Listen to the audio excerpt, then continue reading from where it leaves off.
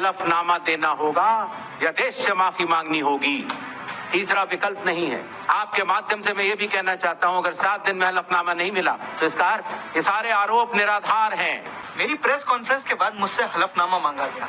BJP नेताओं ने भी ऐसे आरोप लगाए। क्या उनसे कोई हलफनामा मांगा गया? नमस्कार दोस्तों, हमारा देश जहाँ की पहचान है डेमोक्रेसी। यहाँ का हर आदमी को बराबर अधिकार मिला है, चाहे वो बड़ा हो चाहे छोटा। और इसको बनाए रखने के लिए भारत में कुछ कॉन्स्टिट्यूशन की बॉडीज़ हैं, जिसमें एक है इलेक्शन कमीशन। दोस्तों, इलेक्शन कमीशन को भारत में जो ये लोकतंत्र है, जिसे डेमोक्रेसी कहते हैं, इसको बनाए रखने की एक बहुत ही बड़ी भूमिका है।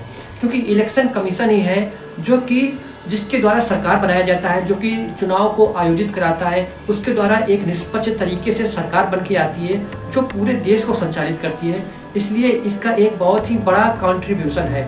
और वास्तव में इसने इतने समय से, जब से देश आज़ाद हुआ और जब से चुनाव शुरू हुए, तब से इसने बहुत ही अच्छे से काम किया और बहुत ही ईमानदारी से इस चीज़ को चलाया जो उसका काम है। लेकिन हाल फिलहाल में हम देख रहे हैं कि इस पर कुछ आरोप भी लगाए जा रहे हैं। और आरोप लगाना ये एक अच्छी बात भी हो सकती है, क्योंकि जब कोई भी संस्था लंबे समय से काम करती है तो हो सकता है उसमें कुछ कमियां भी दिखाई देने लगें।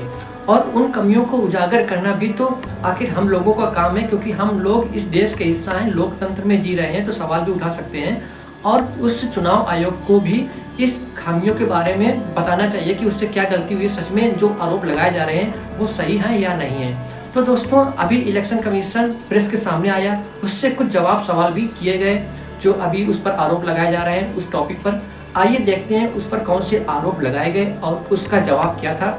हमने इस वीडियो को बड़ी ही मेहनत से काट कर कई जगह से लाए हैं और जोड़ने का प्रयास किया है, ताकि ये चीज़ें आप तक बहुत ही आसानी से पहुंच सकें। दोस्तों, एक छात्र होने के नाते मैं किसी राजनीतिक दल पर विशेष रुचि नहीं रखता हूं, और मुझे लगता है किसी को भी रखना भी नहीं चाहिए किसी दल के प्रति, बल्कि किसी व्यक्ति के काम के प्रति रखना चाहिए। अगर वो दल देश के हित में काम कर रहा है तो हमें उसको चुनना चाहिए।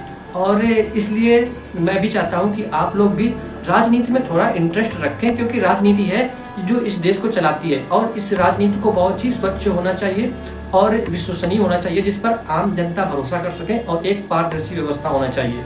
तो आइए देखते हैं इस वीडियो को, और आप भी बताना कि आप लोग इस चुनाव आयोग के जवाब से संतुष्ट हैं, और आप लोग कुछ अपनी राय हो तो वो भी बताना। चलिए शुरू करते हैं। वोटर लिस्ट में बड़े पैमाने पर गड़बड़ी क्यों हो रही है? वोट चोरी जैसे गलत शब्दों का इस्तेमाल लोकतंत्र का अपमान है। दूसरा, बिहार में इतनी हड़बड़ी में स्पेशल इंटेंसिव रिवीजन यानी SIR क्यों कराया जा रहा है? कुछ लोग गुमराह कर रहे हैं कि SIR में हड़बड़ी क्यों। वोटर लिस्ट चुनाव से पहले दुरुस्त होनी चाहिए या बाद में। तीसरा, मतदान प्रक्रिया के वीडियो सबूत 45 दिन में ही क्यों नष्ट किए जा रहे हैं? क्या चुनाव आयोग को माओ, बहू और बेटियों के CCTV वीडियो शेयर करने चाहिए? क्या मतदान केंद्र में पुरुषों की निजता भंग नहीं होती? अगर फुटेज से निजता का खतरा है तो इसे रिकॉर्ड क्यों करते हैं? चौथा, इलेक्ट्रॉनिक मशीन से पढ़ी जाने वाली वोटर लिस्ट क्यों नहीं दी जा रही है? मशीन रीडेबल वोटर लिस्ट मतदाताओं की निजता का हनन है। पांचवा, विपक्ष के सवालों का जवाब देने की बजाय धमकाया क्यों जा रहा है? हमारे लिए न कोई पक्ष और न विपक्ष है, सभी राजनीतिक दल बराबर है। छठवा, SIR के जरिए 65 लाख वोटर्स के नाम हटाने की वजह क्या है? कई लोगों के पास घर नहीं है, लेकिन उनका नाम मतदाता सूची में भी है। शहरों में अनाधिकृत कॉलोनियां हैं, इसलिए उसे 0 जैसा एक काल्पनिक नंबर दिया जाता है। चुनाव आयोग कहता है कि बेघर लोगों के लिए हाउस नंबर 0 गलत था, इसलिए उनके नाम हटा दिए। क्या बेघर लोग इंसान नहीं है? क्या उनके पास वोट देने का अधिकार नहीं है?